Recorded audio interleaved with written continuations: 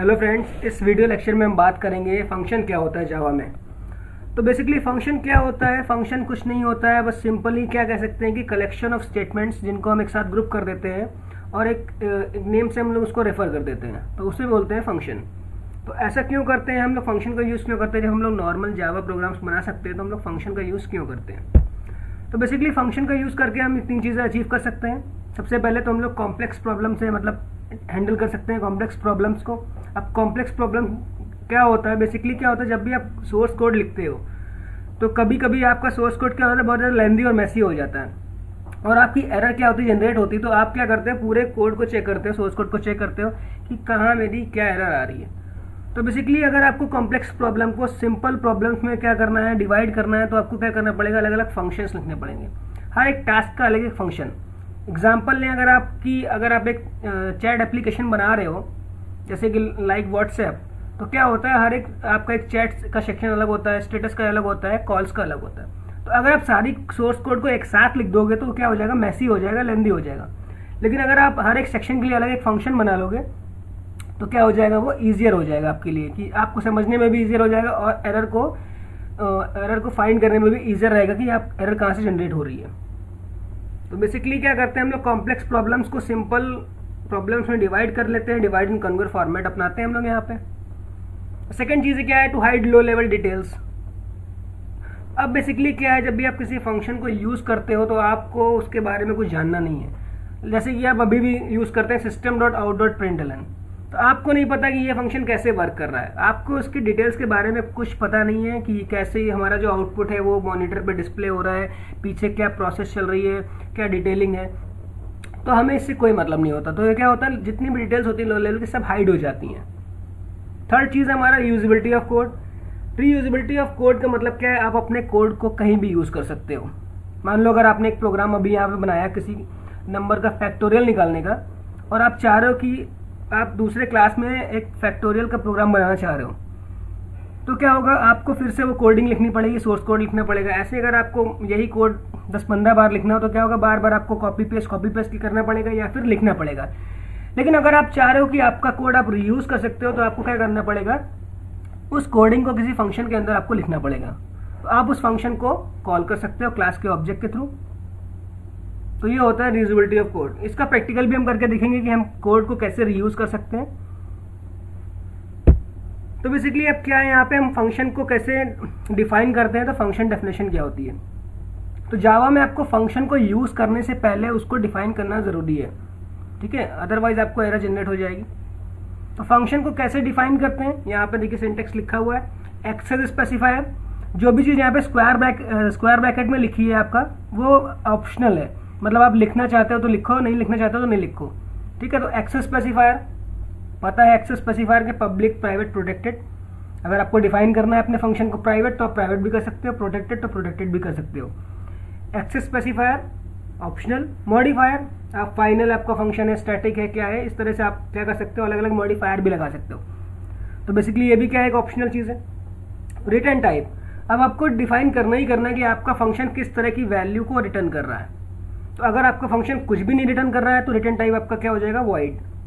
और अगर आपका फंक्शन कुछ वैल्यूज रिटर्न कर रहा है तो वो उसका, जैसे कि मान लीजिए आपके फंक्शन इंटीजर वैल्यू रिटर्न कर रहा है तो यहाँ रिटर्न टाइप हो जाएगा INT, आपका इंट।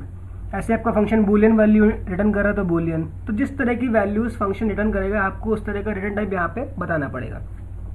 इसके बाद फंक्शन का नेम। तो बेसिकली आपको एक अपने फंक्शन का एक नेम देना पड़ेगा। आप कुछ भी नेम दे सकते हो, लेकिन क्या होता है, एक स्टैंडर्ड भी होता है कि जिस चीज़ का फंक्शन बना रहे हो तो यहाँ पे उसी का फंक्शन का नेम लिखते हैं। जैसे कि हम लोग अगर 2 नंबर को ऐड करने का फंक्शन बना रहे हैं तो यहाँ पे हम फंक्शन का नेम ऐड भी लिख सकते हैं। तो क्या होता है, एक स्टैंडर्ड वे होता है, ये नहीं ABCD कुछ भी लिख दिया आपने, तो कुछ लिख सकते हैं, लेकिन क्या होता है स्टैंडर्ड वे क्या होता है, उसी फंक्शन का नेम ऐसे ही लिखें जो जिसके लिए हमने फंक्शन बना रहे हैं, जिस काम के लिए, जिस वर्क के लिए। अब नेक्स्ट चीज़ क्या है, हमारी पैरामीटर लिस्ट। तो बेसिकली पैरामीटर लिस्ट क्या होती है, ये भी ऑप्शनल, स्क्वायर ब्रैकेट में लिखा है पैरामीटर लिस्ट। यहाँ पे मैं एक पैरेंथेसिस क्लोज करना भूल गया हूँ फंक्शन नेम के बाद, तो यहाँ पे स्टार्ट हुआ है पैरेंथेसिस, यहाँ पे क्लोज होना भूल गया, यहाँ पे कोई दिक्कत नहीं, आप क्लोज करिएगा। अभी हम लोग उसका डेमो भी देखेंगे। तो पैरामीटर लिस्ट भी क्या है, ऑप्शनल है। ऑप्शनल बोले तो अगर आप पैरामीटर पास कर रहे हैं तो वो पैरामीटराइज फंक्शन हो जाएगा आपका, नहीं पास कर रहे हैं तो वो नॉन पैरामीटराइज फंक्शन हो जाएगा। तो आप पास भी कर सकते हैं, नहीं भी पास कर सकते हैं। नहीं पास करेंगे तो नॉन पैरामीटराइज फंक्शन है, पास करोगे तो पैरामीटराइज फंक्शन है, ठीक है। लेकिन अगर आपको अपना, चलिए ठीक है, आप अभी आगे प्रैक्टिकल करके देखते हैं, इसको समझाते हैं। और इसके बाद यहाँ पे देखिए, यहाँ पे करली बेसिस के अंदर हमने यहाँ लिखा है बॉडी ऑफ द फंक्शन। तो जो भी चीज़ का स्टेटमेंट फंक्शन का लिखा हुआ है हमने, क्या हो जाएगा, बॉडी ऑफ द फंक्शन, इस फंक्शन को बिलोंग करेगा। तो जो भी लॉजिकल पार्ट होगा हम क्या लिखेंगे, आप फंक्शन के अंदर लिखेंगे। तो अब हम प्रैक्टिकल करके यहाँ चेक करते हैं कि हम कोड को रीयूज कैसे कर सकते हैं। सो बेसिकली यहाँ पे हम एक क्लास डिफाइन कर रहे हैं अपनी।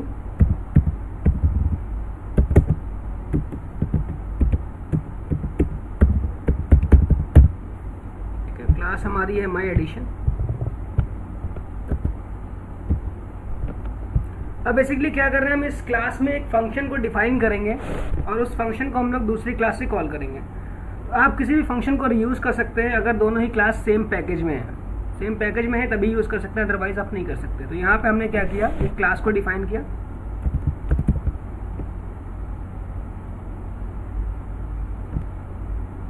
अब इसके अंदर हम एक फंक्शन को डिफाइन करेंगे यहाँ पे। तो फंक्शन बेसिकली जो हम डिफाइन कर रहे हैं वो है, यहाँ पे पब्लिक फंक्शन है, मतलब उसको एक्सेस कर सकते हैं हम। एक्सेस स्पेसिफायर हमारा पब्लिक है। फंक्शन हमारा रिटर्न कर रहा है इंटीजर वैल्यू, और फंक्शन का नेम हमने रखा है ऐड। फंक्शन यहाँ पे क्या कर रहा है, दो पैरामीटर्स एक्सेप्ट कर रहा है। एक, दोनों ही पैरामीटर्स हमारे इंटीजर है। और फंक्शन की बॉडी में जो हमने लॉजिक लिखा हुआ है उसमें हमने क्या किया, इन दोनों वैल्यूज का सम किया है।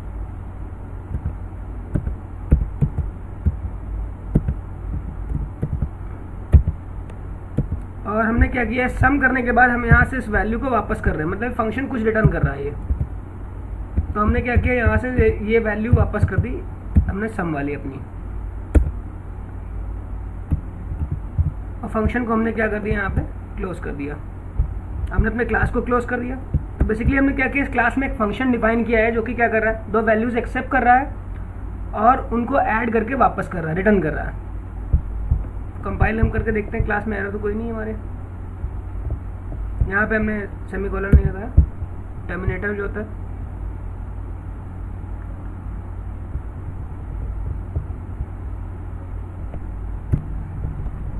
यहाँ पे इंटीजर डिक्लेयर करना है इसको। Class compile, no syntax error. अब बेसिकली क्या करना है, हमको एक और क्लास क्रिएट करनी है जिससे हम इस फंक्शन को कॉल करेंगे। तो यहाँ पे हमने एक न्यू क्लास अपनी क्रिएट की, हम ब्लूजे का यूज़ कर रहे हैं। यहाँ पे हमने क्लास का नाम जो लिया वो लिया फंक्शन डेमो। हम फंक्शन डेमो का फंक्शन डेमो लिया। यहाँ पे हमने बाय डिफ़ॉल्ट इसकी जितनी भी इंक्लूडिंग यहाँ पे हटा दी। तो हम लोग अपने क्लास के अंदर यहाँ पे क्या करना है, हमको इस फंक्शन को कॉल करना है। अब बेसिकली हमें क्या करना है, यहाँ पे सबसे पहले तो पब्लिक स्टैटिक वॉइड मेन हमको डिक्लेयर करना पड़ेगा। पब्लिक स्टैटिक, क्योंकि मेन फंक्शन के अंदर से ही कॉल करेंगे तभी एग्जीक्यूट होगा। विदाउट मेन हमारा प्रोग्राम एग्जीक्यूट नहीं होता, कंपाइल हो जाएगा, एग्जीक्यूट नहीं होगा।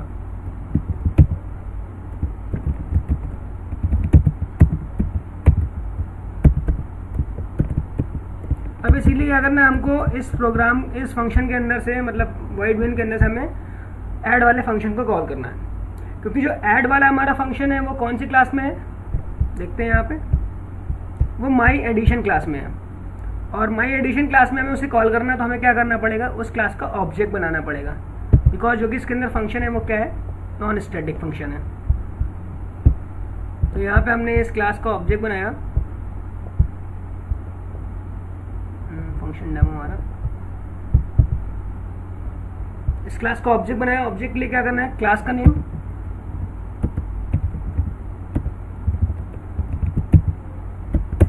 ऑब्जेक्ट का नेम स्टैंडर्ड वे होता है ओबीजे लेना, equals to new constructor of class. Default constructor को हमने यहाँ पे कॉल कर लिया।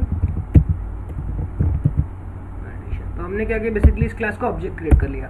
अब इस ऑब्जेक्ट के हेल्प से हम क्या करेंगे, फंक्शन को कॉल करेंगे। ऑब्जेक्ट डॉट ऑपरेटर यूज करेंगे और फंक्शन का नेम कहता है ऐड। अब बेसिकली उस ऐड फंक्शन को दो पैरामीटर्स चाहिए, दो वैल्यूज चाहिए, जो कि किस तरह की हैं, इंटीजर टाइप की। तो हम अगर यहाँ पे पास कर दें 5,7, तो ये दोनों वैल्यूज क्या हो रही हैं, वहाँ पे जा करके वो एक्सेप्ट कर रहा है, उनका सम रिटर्न कर रहा है। और अगर फंक्शन कुछ रिटर्न कर रहा है तो हमें क्या करना पड़ेगा, वैल्यू को एक्सेप्ट करने पड़ेगा। किस तरह की वैल्यू वो रिटर्न कर रहा है, इंटीजर।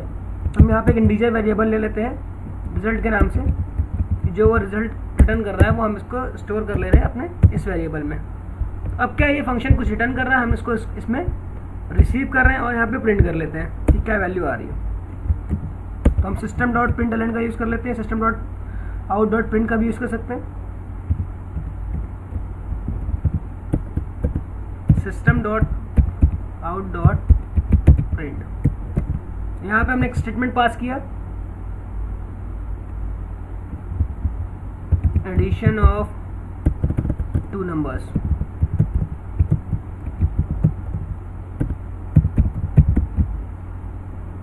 अब बेसिकली स्टेटमेंट के साथ साथ हम क्या कर रहे हैं, यहाँ पे हमें रिजल्ट की वैल्यू भी डिस्प्ले करानी है। तो रिजल्ट की वैल्यू डिस्प्ले करानी है हमको यहाँ पे, तो यहाँ पे हमने प्लस से इसको पास कर दिया। वैल्यूज़ को सेपरेट करते हैं जावा में प्लस से, यहाँ पे हमने पास किया रिजल्ट। मल्टीपल वैल्यूज़ प्रिंट करा रहे हैं प्रिंट फंक्शन के अंदर। यहाँ पे हमने इस प्रोग्राम को हम रन करते हैं कंपाइल। तो यहाँ पे हमने यहाँ पे सेमीकोलन नहीं लगाया,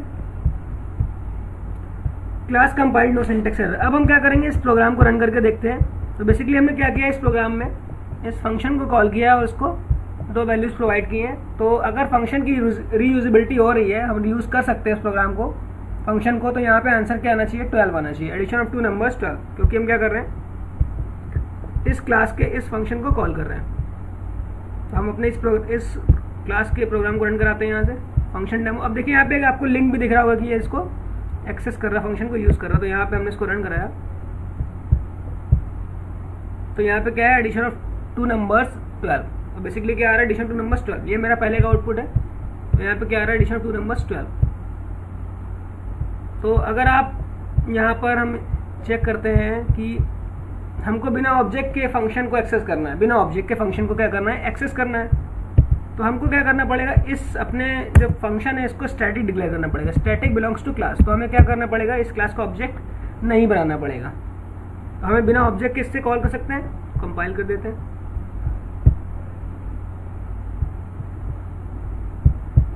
अब हमें क्या है, यहाँ पे क्लास का ऑब्जेक्ट नहीं बनाना है, सिर्फ और सिर्फ क्या करना है, क्लास के नेम से ही हम इसको कॉल कर सकते हैं। तो माई एडिशन डॉट एड। तो बेसिकली हमने क्या किया, डायरेक्टली कॉल किया। क्योंकि क्या किया, क्लास के नेम से, क्योंकि हमारा जो हमारा वो फंक्शन था वो स्टैटिक था, और स्टैटिक होता है तो हम उसे कॉल करने के लिए ऑब्जेक्ट नहीं बनाते, सिर्फ क्लास का नेम और फंक्शन करें। उसको कंपाइल करते हैं, यहाँ पे कंपाइल हो गया, रन करते हैं इसको हम।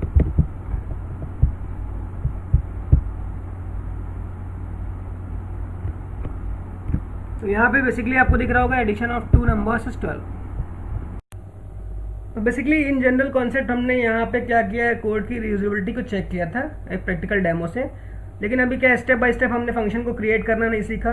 तो हमारी नेक्स्ट वीडियो में क्या करेंगे, स्टेप बाय स्टेप कैसे फंक्शन को क्रिएट करते हैं, और ये सब चीज़ें जो यहाँ पे लिखी हैं आपको, एक्सेस स्पेसिफायर हो गया, मॉडिफायर, इन सब का यूज़ फंक्शन में कैसे करते हैं, और बेसिकली फंक्शन में पैरामीटर्स कैसे पास करने हैं, फंक्शन अगर कुछ हमें रिटर्न कर रहा है। तो ये सारी चीज़ें हम क्या है अपने इस वीडियो ट्यूटोरियल में कवर करेंगे आने वाले।